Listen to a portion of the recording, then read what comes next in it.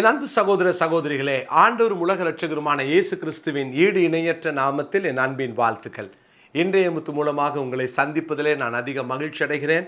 எனக்கு பிரியமான தேவனுடைய பிள்ளைகளே, சங்கீதம் 22:24 வைத்து நம்ம தியானித்து கொண்டிருக்கிறோம். உபத்திரவப்பட்டவனுடைய உபத்திரவத்தை அவர் அற்பமாய் எண்ணாமலும் அருவருக்காமலும் தம்முடைய முகத்தை அவனுக்கு மறைக்காமலும் இருந்து தம்மை நோக்கி அவன் கூப்பிடுகையில் அவனை கேட்டருளினார். உபத்திரவப்படுவனுடைய உபத்திரவத்தை அவர் ஒரு நாளும் அற்பமாய் எண்ண மாட்டார். யாரெல்லாம் அற்பமாய் எண்ணப்பட்டார்களோ அவர்களை பார்க்கிறார். அற்பமாய் பேசப்பட்டவர்களை தேவன் கேட்கிறார் என்று நேற்று தினத்தில் நான் சொன்னேன். எனக்கு அருமையான கர்த்தருடைய பிள்ளைகளே, இந்த நாளிலும் கூட 1 சாமுவேலின் புஸ்தகம் 18ஆம் அதிகாரம் 23வது வசனத்தை நான் வாசிக்கிறேன். 1 சாமுவேல் 18ஆம் அதிகாரம் 23வது வசனம். சவுலின் ஊழியக்காரர் இந்த வார்த்தைகளை தாவீதின் செவிகள் கேட்க பேசினார்கள். அப்பொழுது தாவீது, நான் ராஜாவுக்கு மருமகனாய் இருப்பது லேசான காரியமா?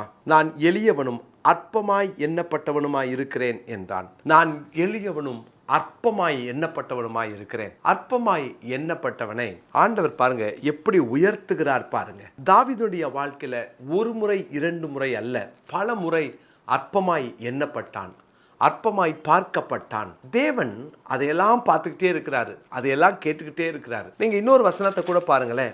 1 சாமுவேலின் புஸ்தகத்துல 18ஆம் அதிகாரம் 28வது வசனம். கர்த்தர் தாவீதோடு இருக்கிறார் என்று சவுல் கண்டு அறிந்து கொண்டான். சவுலின் குமாரத்தியாக மீகாலும் அவனை நேசித்தாள். கர்த்தர் தாவீதோடு இருக்கிறார் என்பதை அவனை காய்மகாரமாய் பார்த்த பகைத்த சவுல் அறிந்து கொண்டான். தாவீதோடு கர்த்தர் இருக்கிறார். என்னுடைய பிள்ளைகளே, நம்ம எங்கே அற்பமாய் எண்ணப்படுகிறோமோ அங்கே கர்த்தர் அற்பமாய் எண்ணப்பட்ட இடத்திலே நம்மோடு கூட அவர் இருப்பார். பாருங்க, 1 சாமுவேலின் புஸ்தகத்துல 16ஆம் அதிகாரத்துல வாசிக்கிறோம். 12ஆம் வசனம். ஆள் அனுப்பி அவனை அழைப்பித்தான். அவன் சிவந்த மேனியும் அழகிய கண்களும் நல்ல ரூபமும் உள்ளவனாயிருந்தான். அப்பொழுது கர்த்தர், இவன் தான், நீ எழுந்து இவனை அபிஷேகம் பண்ணு என்றார். நீ எழுந்து இவனை அபிஷேகம் பண்ணு. ஆண்டவர் தாவீதை தெரிந்து கொண்டார், தாவீதோடு கூட இருந்தார். ஆனால் அவருடைய சொந்த குடும்பம் அவனை அற்பமாய் பார்த்தார்கள். வீட்டுக்கு ஒரு பெரிய தீர்க்கதரிசி வரும்போது தாவீது அங்கே இருந்திருக்கணும் இல்லையா? தாவீது மாத்திரம் அங்கே மறக்கப்பட்டான். ஒருவேளை அற்பமாய் எண்ணப்பட்டிருக்கலாம். பிரியமானவர்களே, அவனெல்லாம் யார் தெரிந்து கொள்ள போறா? அவனுக்கு பெரிய உடம்பு ஒன்றும் கிடையாது, சாதாரண மெய்ப்பன் தானே அப்படின்னு அவனை அவாய்ட் பண்ணியிருக்கலாம். எல்லாரும் முன்னாலேயும் அவன் அற்பமா நினைச்சிருக்கலாம். ஆனால் கர்த்தரோ சவுலை எழுந்து இவனை அபிஷேகம் பண்ணு என்று தாவீதை ஹானர் பண்றார். பிரியமானவர்களே, இப்படித்தான் சவுலும் கூட தாவீதை அற்பமாய் எண்ணினான். ஆனால் கர்த்தர் அவனோடு கூட தாவீதோடு கூட இருக்கிறார் என்பதை சவுல் அறிந்து கொண்டான். பிரியமானவர்களே, இன்னைக்கு வேதத்துல நிறைய பேரை நீங்க அப்படி பார்க்கலாம். யோசேப்பை குறித்து என்ன சொன்னாங்க தெரியுமா?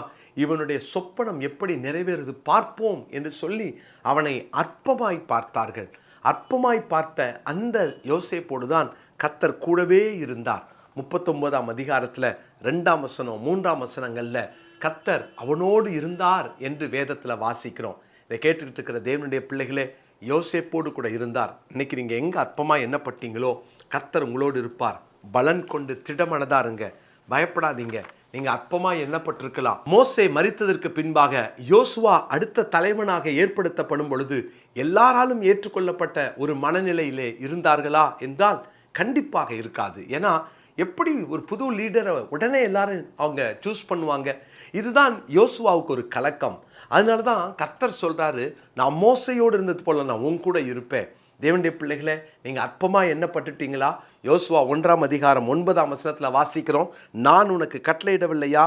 பலன் கொண்டு திடமனதாயிரு, திகையாதே, கலங்காதே. நீ போகும் இடமெல்லாம் உன் தேவனாகிய கர்த்தர் உன்னோடே இருக்கிறார்.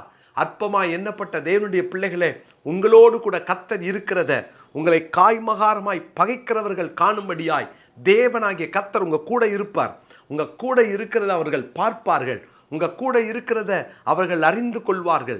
தேவனுடைய பிள்ளைகளே, ரொம்ப நாள் நீங்க தனிமையா இருக்கிறத போல இருந்திருக்கலாம். அற்பமா எண்ணதுனால அற்பமா எண்ணப்பட்ட இடத்துல நீங்க மனம் உடைஞ்சு போய் இருக்கலாம். என்னை எல்லாரும், என் சொந்த குடும்பம் என்னை அற்பமா நினைச்சிட்டாங்களேன்னு சொல்லி கண் கலங்கி இருக்கலாம். கர்த்தரோ உங்களோடு கூட அவர் இருக்கிறார். உங்க கூட இருந்து தம்முடைய நன்மைகளை, தம்முடைய ஆசீர்வாதங்களை ஆண்டவர் கட்டளையிடுவார்.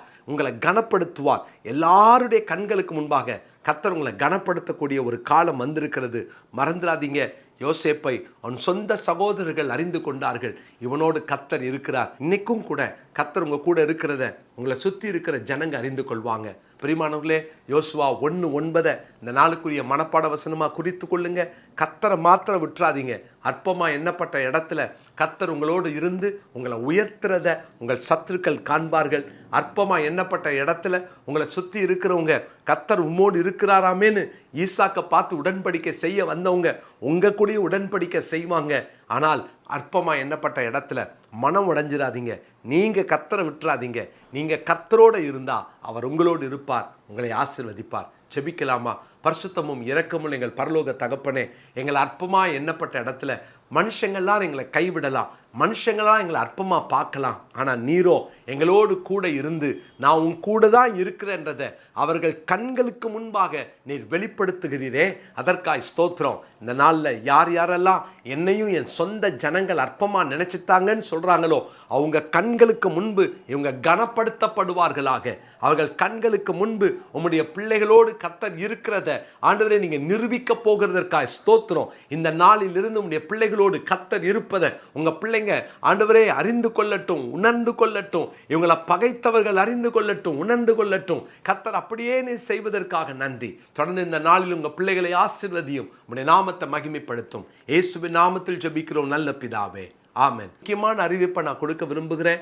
வருகிற சனிக்கிழமை நம்முடைய உபவாச ஜபத்தினுடைய 21வது நாள். எனவே நீங்கள் எல்லாரும் குடும்பமாக வந்து கலந்து கொள்ளுங்க.